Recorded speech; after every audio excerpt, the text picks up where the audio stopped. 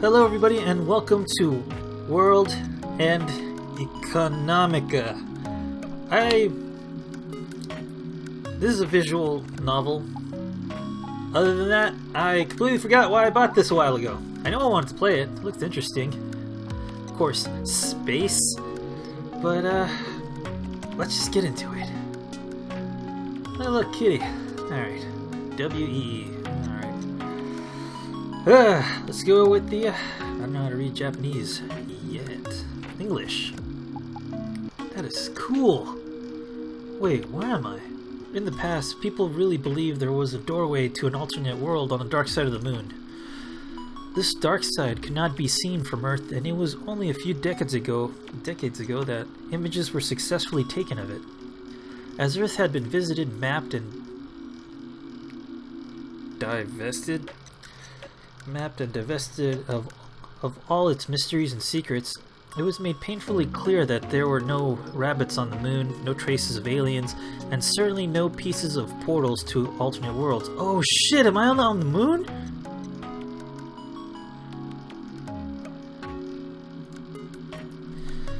This was perhaps why the journey to the dark side of the moon through the vastness of space was so fascinating for me when my parents took me there as a kid. Fucking yeah! Wait, am I on a spaceship? Or am I on the moon? In a dome city? That's what it looks like. Or am I underground? I have so many questions. Okay, let's just go. It's just gonna be here. I'm just looking at the background and just wondering. Because here it looks like it's a dome. This is the light source. Solar panel. What's going on? Or is that a picture of a hologram? I have no idea. Okay, let's just get into this. Oh man, space. All right. Calm down. It's so cool. I haven't even gotten to like the past 5 sentences. Damn it. All right. Okay. I gotta put a smile on my face too. All right. Where was I? This was perhaps why the journey to the dark side of the moon was through the vastness of space. Blech. This was perhaps why the journey to the dark side of the moon through the vastness of space was so fascinating for me when my parents took me there as a kid. Mankind had never set foot upon any of the glittering stars that were arrayed before me. When I realized that, I felt a desire to leave my footprints where no one had gone before. It wasn't until after I learned more about the world that it dawned on me that what a foolhardy dream that was. Regardless, it was something that shook me to the core so much that I nearly wet my pants. What? Afterwards, everything before me became a stepping stone in my mind towards my dream of setting foot where no one had gone before. I had no time to waste. If I didn't act now, then someone else would leave their footprints there first. Faster, much faster. The population continued to grow and time ruthlessly slipped away. Only a handful could be the vanguard of it all. Not a day went by where I didn't ponder what I could see. It would be a new frontier where familiar places, customs, and the past would not exist. A frontier where every small movement I made would become part of history.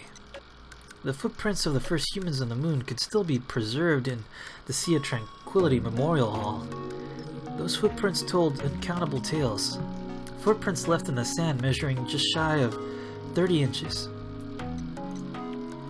Even so, they were amazing footprints that sent shivers down my spine. Ah, cool. Alright. I love this. I'm in space! Sorry. With a click, my mobile PC turned on. I awoke to the whirring of the hard drive. Since I had fallen asleep, curled up in my chair, clutching my PC, it was difficult to get my body to move. My body felt so stiff, I was sure that a careless motion would break something. Even so, I rather enjoyed the sensation of of slowly stretching out my limbs. This cramped position after waking up, it made me feel alive and truly let me know that I was awake. I willed my arms to move, then my legs. Although hardly efficient, this was how I chose to do things, and was what happened when I woke up every morning. It was a satisfying action, and one I never had the chance to savor before I left home. On top of the table, I had left my rather crude diode lamp on, and a coarse layer of fat had formed on the surface of the leftover coffee in my dirty cup. Beside my cup was a half-eaten chocolate bar, which I reached for and crammed into my mouth. I swallowed the unpleasantly sweet chunk as the PC finished booting up. At that moment, my brain went to work as I verified that I had my wallet, memory cards, and the bag on me, that none of it had been stolen while I slept. It appeared that I had survived the previous night. Only then did I breathe a sigh of relief. However, in order for me to survive today, I would have to make some money. It had been 3 months and 12 days since I left home. Telling myself that I wasn't just some well-to-do kid pretending to be a ruffian, I flipped over the organic display. Hey, what the hell's going on? Cool. Quick save. I was staying in a cheap net cafe.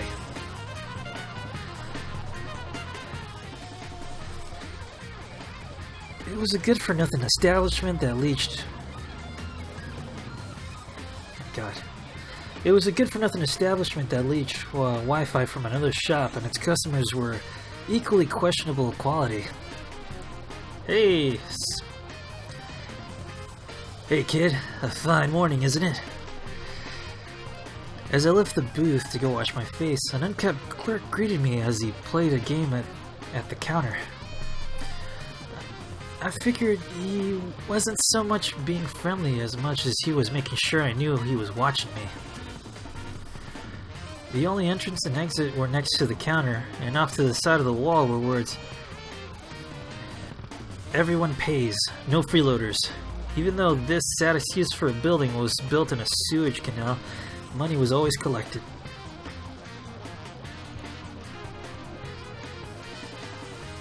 The only thing that concerned me when I left home was finding a place to sleep. Though I had some money, I couldn't really change my appearance. Fine morning? Fine morning. I'm not fond of your sarcasm, Earth Dog. The clerk's face twisted into a smile at my retort.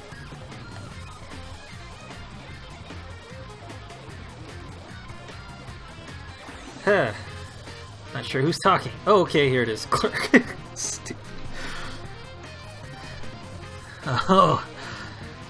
It is unfortunate to know that what a real morning looks like, since the weather here is just a computer program. I knew it. Oh. He said that lightly as he returned his gaze to his game. He seemed to be from Earth, though I wondered if he came to the moon as an unskilled laborer, got fired, and ended up here as an outcast of some sort.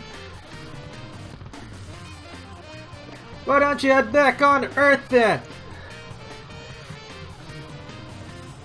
At my words, he turned briefly to glance at me and laughed sarcastically.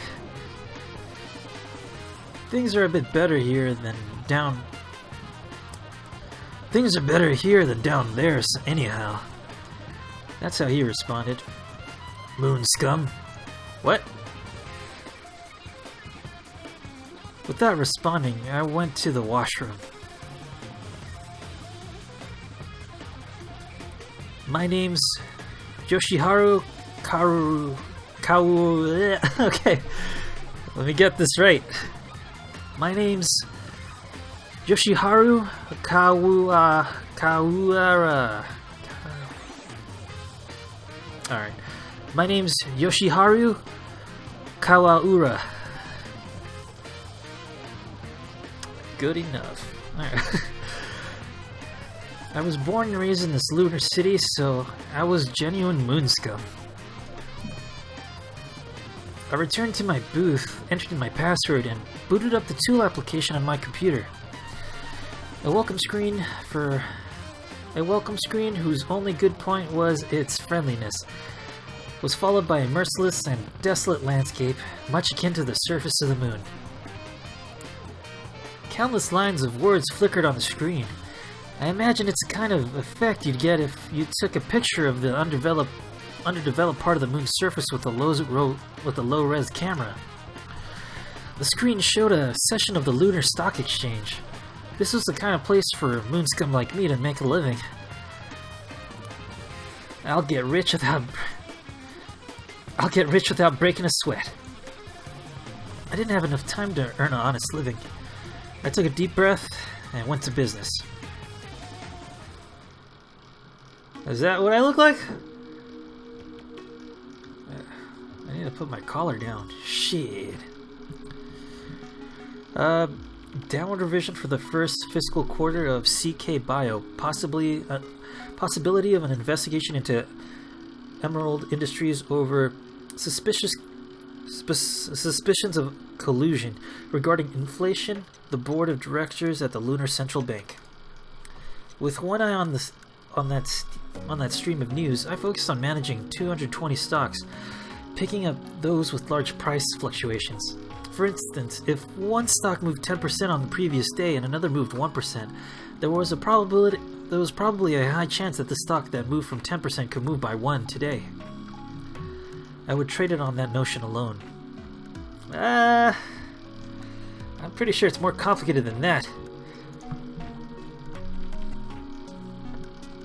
Putting into consideration the mood of the market based on the news, I would buy stocks with large fluctuations within the turbulent up and down movement of the price. I could extract some profit, which is what I occupied myself with between 9 a.m. and 5 p.m. lunar time.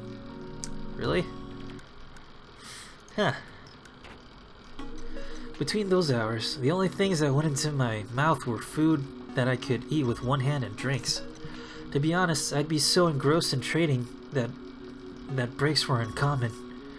Even if I had the free time to take a break, I'd rather use it to look at my screen and grasp price fluctuations and do some trades.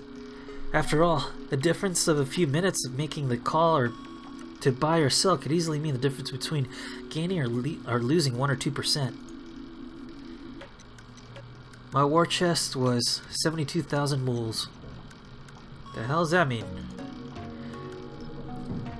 1% of that came out to 700 mools. Is that moon money?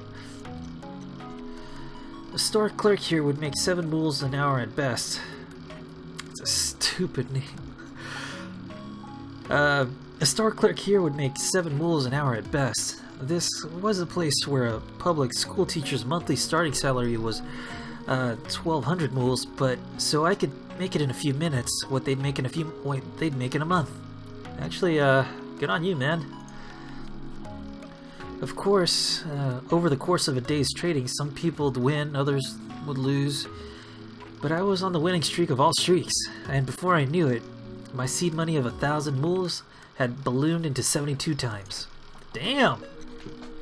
The one and only time I did honest, hard labor in my life was to build that seed money. Since then, I'd just been building my assets through these trades. While the gains were a little less than what they used to be, the greater your assets grew, the faster they grew. So, didn't worry about me. It'd be that way. It'd be what they'd call a snowball effect. I'd never seen snow before, but I'd seen videos of Earth before and thus was familiar with it. I had decided that I was gonna make even more money and then live in the center of this lunar city.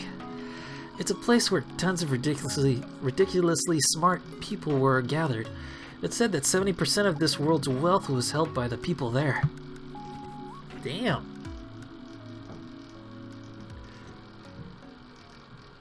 I'd live it up there. And then the back of my head was high on these kinds of delusions as I performed trade after trade like a man possessed. That's why it took me a while to notice. I finally did after I got smacked in the head. What? Is he holding a PSP? Yo, kid! I turned around to see the clerk from before standing in front of the booth's open door. What? What? You want money? Since when did this place become prepay? Or what? Was it something else? Was making money not allowed here?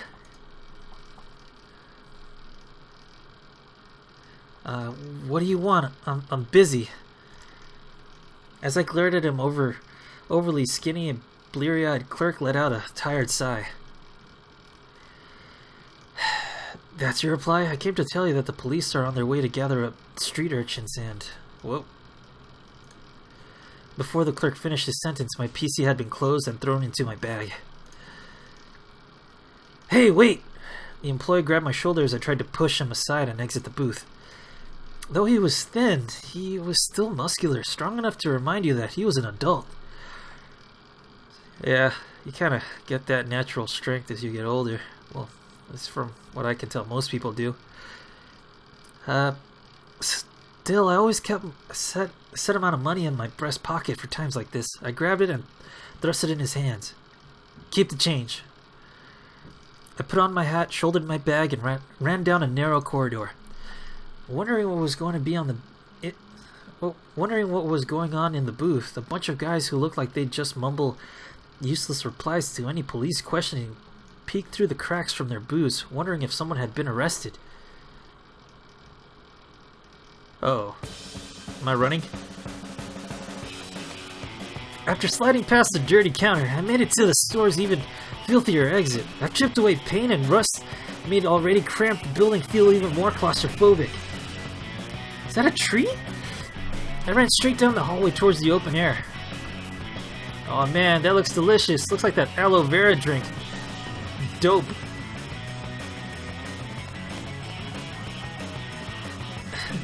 There were stairs. There were stairs if I turned left at the end of the hall, but I had never had any plans to use them in the first place. Without a moment's hesitation, I kicked off the floor, jumping as high as I could, passing over the concrete wall. My body flew out over the street. Because the cafe was on the 5th floor of the building, there was a heck of a view below me. I jumped towards the wall of the building opposite me and then kicked off from that wall, aiming backwards at the wall from the first building. Once the sole of my foot hit the pipe on the wall, I jumped straight up with all my strength and resolve.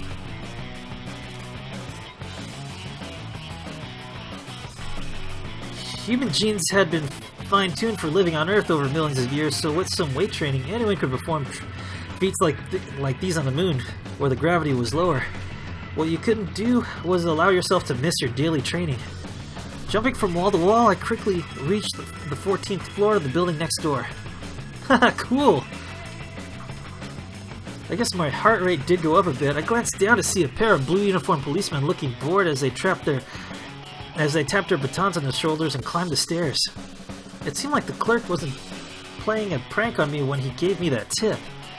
I'd already paid my thanks to him when I handed him that money, though.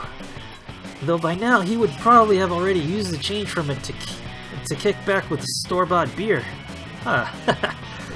For a moment, I opened my bag in the hallway and flipped open my PC screen. Run off in the middle of the trades until my position hadn't changed. I should be able to get at least a weak wireless connection out here. If I were lucky, prices would have risen and I'd be home free. But usually at times like this, figures. After hanging my head in disappointment, I closed out my losing positions and called it a day.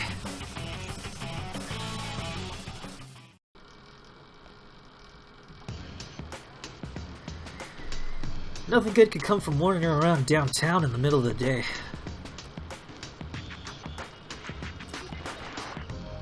After jumping from one building to the next, I decided to walk down a deserted hallway towards my favorite Chinese restaurant. Ooh, moon Chinese food. It was the time of day when most people my age would be at school, so walking around carelessly would get you chased down by the cops before you knew it.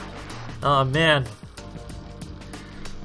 Until you turned 18, the legal age here, it was mandatory that you belonged in some sort of educational institution. It's the same thing for me in California. I used to have to... Actually, there was this place, like, before going to school, I used to hang out at a... let's go here, just in case. I used to hang out at a donut shop near my high school, and, well, if the police catch you being truant, they would take you somewhere. I never got caught, though, so... yeah, so funny. I would go to a donut shop and just, kick it there. And then sometimes I just wasn't really feeling it. I really didn't feel like going to school. I did something else. I'll tell you what now, but I did other things. Hang out with my girlfriend, or go home, play video games, watch movies, hang out with my friends. Get into trouble with them. Yeah, but yes. I'd always have to watch out for the police, because they will catch you. Fortunately for me, actually, you know what? I think this happened to my friend. He went to that donut shop once, and he was in there getting coffee and a donut before class, before school started, and the police came in to get some donuts and coffee too. And, well, the thing is, they went up to him, they're like, "Hey, shouldn't you be at school?" "Oh, I see. You're just coffee and a donut? I know how you feel. Just, hurry up and get out of here. Get to class." And they just left him alone. Lucky bastard. I bet he was shitting bricks. Can't remember his reaction, though. Alright, back to it. Until you turned 18, the legal age here, it was mandatory that you belonged to some sort of educational institution. Some people would say that this was a good thing, while others grumbled something about government-funded programs. It is mostly a good thing, and let's go back to story time. Personally, I ended up skipping high school, the last year of it. And, well, if you've gone to the same school I did, you'd understand that they wouldn't teach you anything, and all they did was caring about you passing these tests, these standardized tests. And you didn't learn anything new. You learned most new things. Well, I learned most of the new things on my own, through. Fortunately, the place did have some very, very good teachers that really cared about your education. So, I was in AP classes. It would be a bit higher, so you would have to get higher grades to maintain those classes. If not, they'd put you into like move you to a different track of schooling, or you would end up being put into the regular classes with the teachers who only care about getting their paycheck at the end of the day, just getting through the day. So I was lucky to have a lot of teachers that actually cared. But at the last half, I was mostly taking classes that you needed to take to pass high school, and I was just like, you know what, I'm done. And so I stopped going to school. I only came some of the times to where they would never, call in to, or I would go to school and, hop the fence and go somewhere else. All the time I'd never want to be in school. It was a horrible, horrible place. Inner city schools. Yeah, but at the end I ended up getting my GED, which took me a day. Like a week, and like a test. And so, yeah, that's what I did. I finished up all of my courses in the span of a week during the GED classes. All you do is show up, do the assignments, leave, and you could do as many assignments as you want throughout the day. And they would check your work there immediately and then grade it immediately, which was great. And they would provide immediate feedback, which is way better than what I had in high school. And okay, I promise I'll stop this soon and get back to the story, and get back to the game. So I ended up finishing up all my classes, and then I moved to. I was ready to take the test. I was ready to take the test because I needed to complete some courses, some high school courses at the GED school before I ended up doing the GED test. So I took the test. I think I got the second highest score. Damn it. Motherfucker beat me on the math portion. Math. I couldn't remember all those theorems. Damn it. I should have cheated. You probably cheated. Anyways, yeah, I ended up going, they actually had an onstage graduation kind of thing. They had a ceremony, a lunch, and a dinner. To shake the hands of all my teachers, people who helped me at the GED place, which was really, really nice. And I had a much, much better experience doing that self-education than I really did ever at any of my public schooling.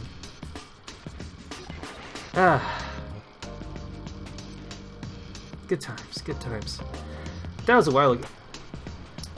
Yeah, so you know, that was for me. If you have much better experience at high school and you're enjoying it, that's fine.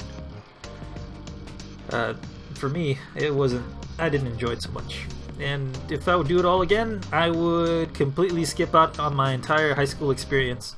Besides, you know what? The only thing I did get from high school was a few friends. But that did not... I don't know. I think I'd have a better time just ignoring high school completely and middle school as well. Because not a lot of my peers cared about education. They didn't care about tests, they didn't care about, you know, doing the assignments. And, well, I sort of didn't feel like doing it either. I mean, they were worse than me. But unlike me, I actually wanted to finish school. You know what? I'll just stop right there. Okay, I finished school. That's all I need to tell you. Anyway, back to the game. Some people would say that this is a good thing, while others grumbled about something about government-funded programs. I fell into neither camp. My way of dealing with the systems I didn't like was to quietly escape them, not to loudly criticize them. On that note, this area with all of its complicated passages and extreme elevation changes, it's not odd to see the 7th floor of one building be next to the basement of another. What? Alright, let me read that again. On that note, this area, with all of its complicated passages and extreme elevation changes, it's not odd to see the 7th floor of one building next to the basement of another was convenient for people like me. Not to mention the overgrown vegetation here and there that acted as good cover. That's interesting. You know, overgrown plants here? These plants weren't originally included in the city plans, but had leaked out of one of the many lunar laboratories where they were messing with their genes. Supposedly, genes had tons of factors that expressed themselves differently depending on the environment, so a lot of plants and animals started acting strangely as soon as they were brought to the moon. That actually makes sense. There were even people saying that life forms on Earth could have originated from outer space and brought to Earth via the moon. What?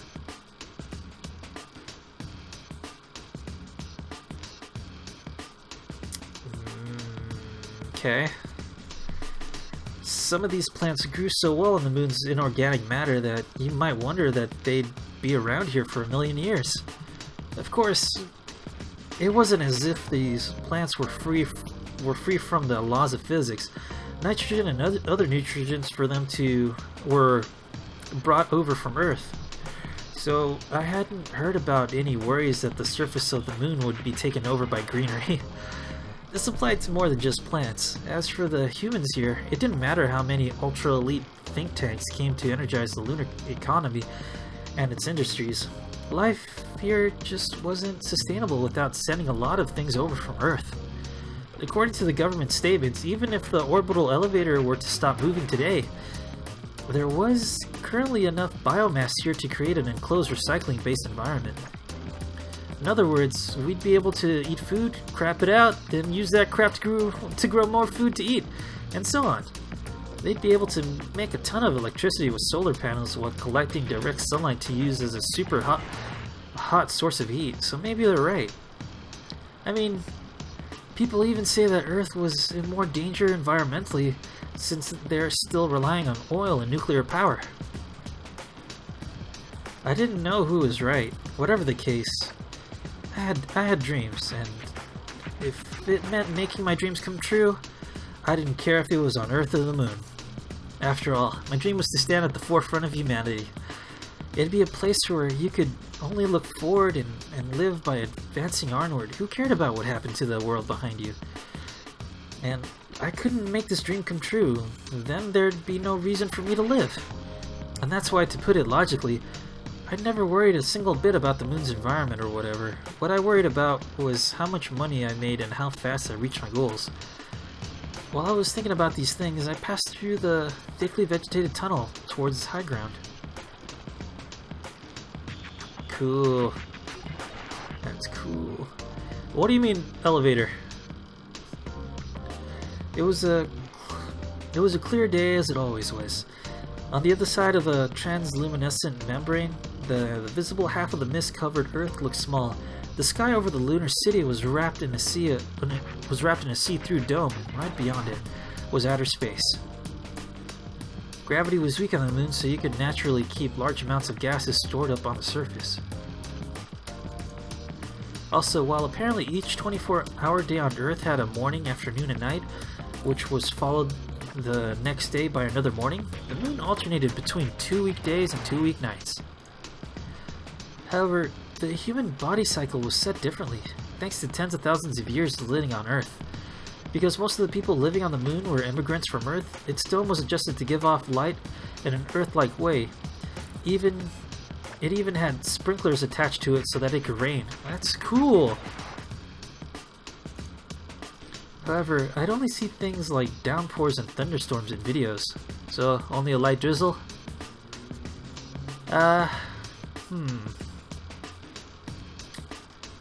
Yeah, I don't know if I'd miss that. When it rained here, it was always just a drizzle, strong winds. It was always just a drizzle. When it rained here, it was always just a drizzle. Strong winds never blew here. The only winds felt here were slow, coiling movement of the atmosphere due to centrifugal and Coriolis forces, as well as the gentle breeze of the air inside the dome being mechanically circulated. Yeah, it'd have to be, huh? That people probably, I don't know, would the inner environment be able to cycle out the air? Alright. I strayed from the street onto a grass-powered cliff and jumped upward with a grunt. I kicked off a tree branch and rotated my body to land on top of a tunnel. This was a box seat where you can look down on the greater part of the city. Nice view. Oh, is that a giant roundabout? Cool! That is so efficient. Wait, are those just pictures of mountains? Or are those the moon mountains? Moon hills. I grabbed some beef jerky out of my bag and bit into it. According to the guys who came from Earth, this wasn't at all close to the real thing, but it's the only beef jerky I knew. There were a number of cities on the moon. The one I lived in was the very first city to be created, and I could get a clear view of the whole thing from here. I actually have a view just like this in my city. It's up near the observatory. You get to see the entire city on a good day. And I'm not sure, you can probably see the ocean from there too, right? I don't know. Horizon's pretty far.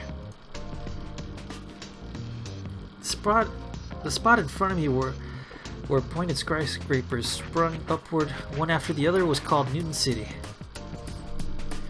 It wasn't like entry here was regulated. However, it did feel of a special zone where the only certain people could enter, since it was full of giant corporate buildings. Even public places like shopping malls and parks were overrun with police and city regulations. Were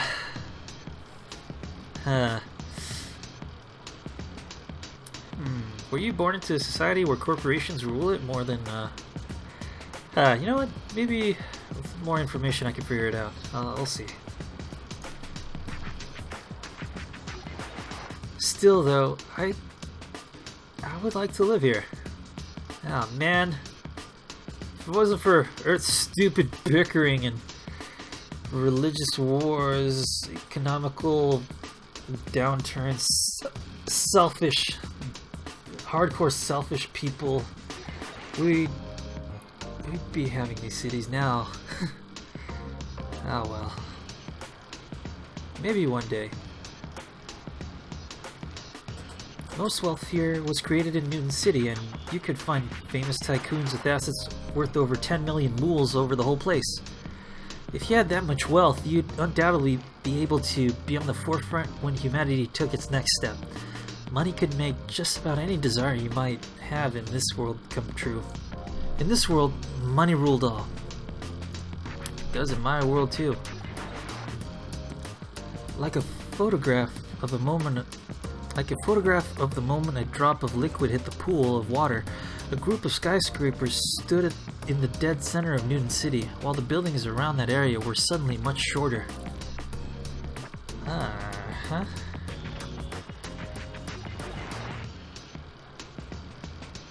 would have described it sort of a pyramid with individual parts. Alright. That area was where the middle-class people who worked in Newton City lived in, was called Green City, or the White Belt.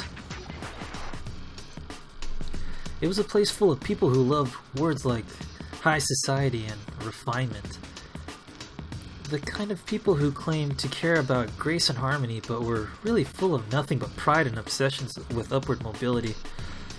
Whenever I went there, I felt sick seeing the sterilized rows of small, nicely manicured lawns and white-walled buildings. There wasn't a single piece of garbage on the streets, and the only plants around were domesticated trees on the roadside. After that, the buildings in the area around Green City got taller again, but it was a complete jumble there. Their power lines dangled messily onto the streets, and vulgar neon signs lit the area, painting the whole place with a feel of squalor.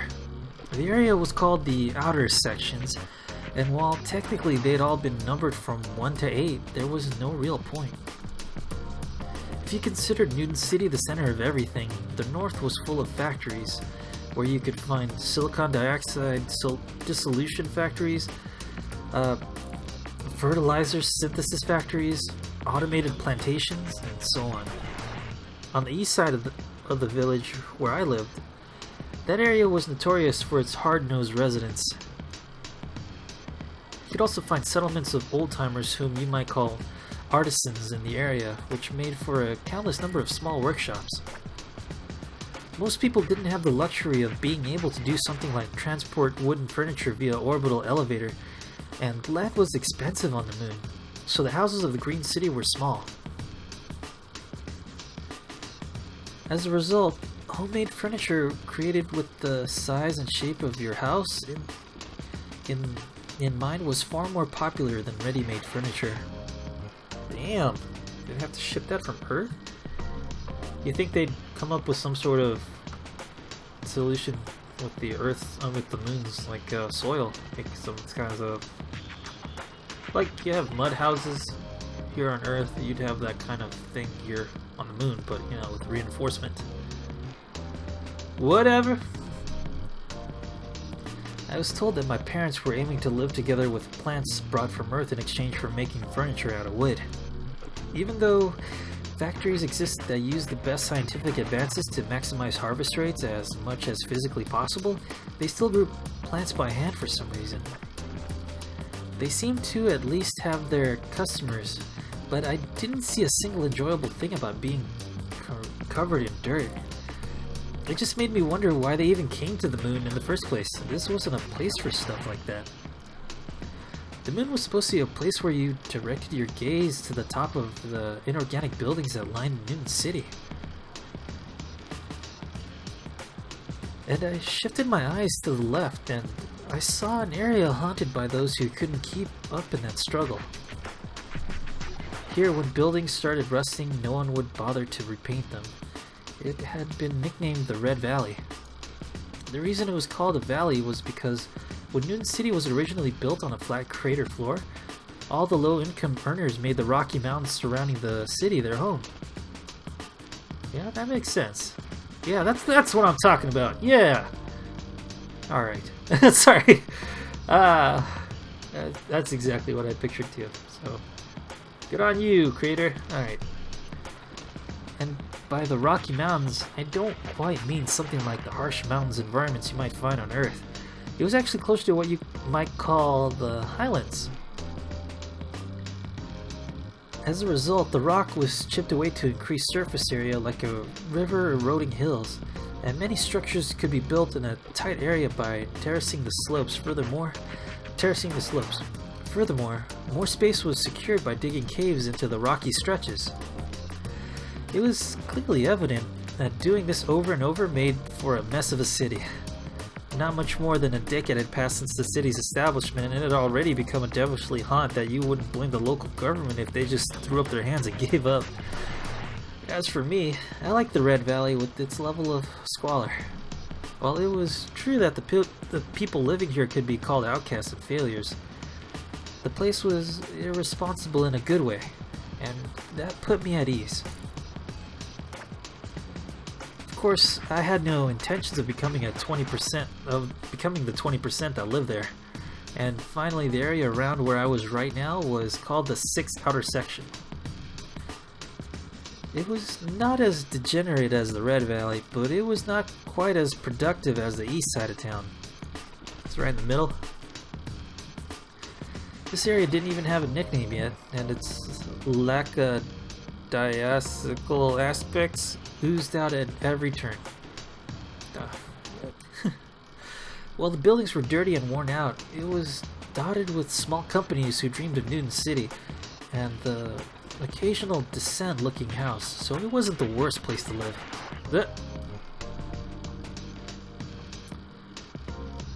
Maybe the sound effects are too low. I stood up and hopped back down the street and jogged off.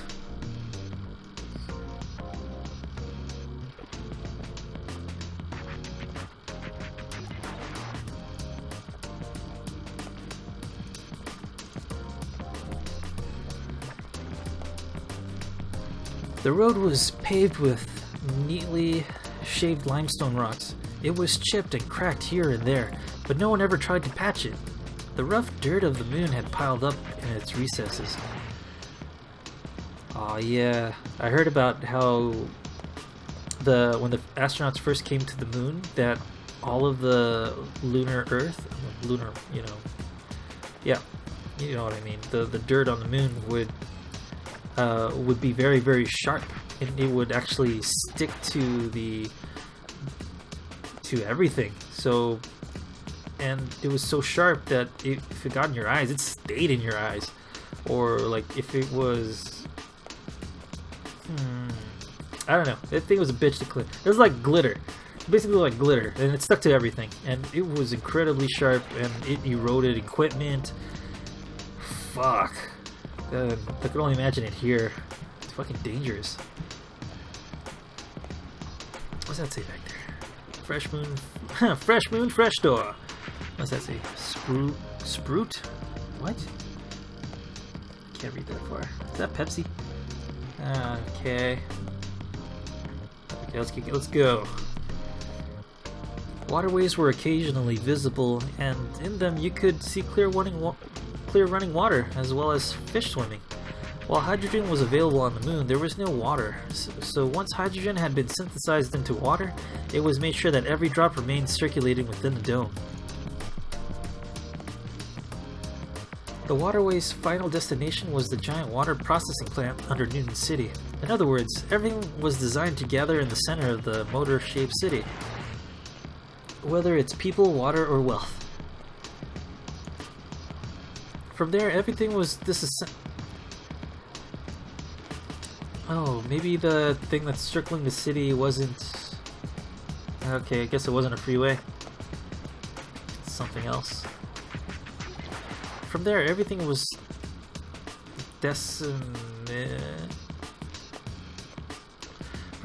decimated outward.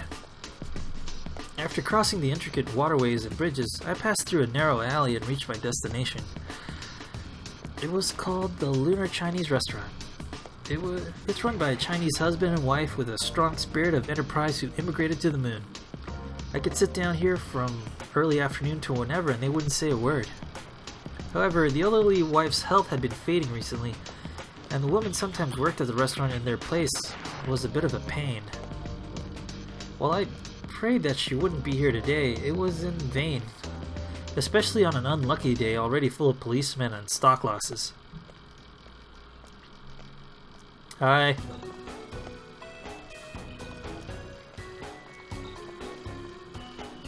And that's where I'll end this episode. Quick save. Nice. Alright, let's see. Just in case. Oh, cool. I can save it at different areas. Nice. Nice. I like this. I like this. Alright. Anyways, thank you guys for watching. I hope to continue this very, very soon. So, just keep an eye out for that. Let me know what you think of the game so far and what you're into sci-fi. Anything, you know? Anyways. I'll see you guys in the next one, and thank you for watching.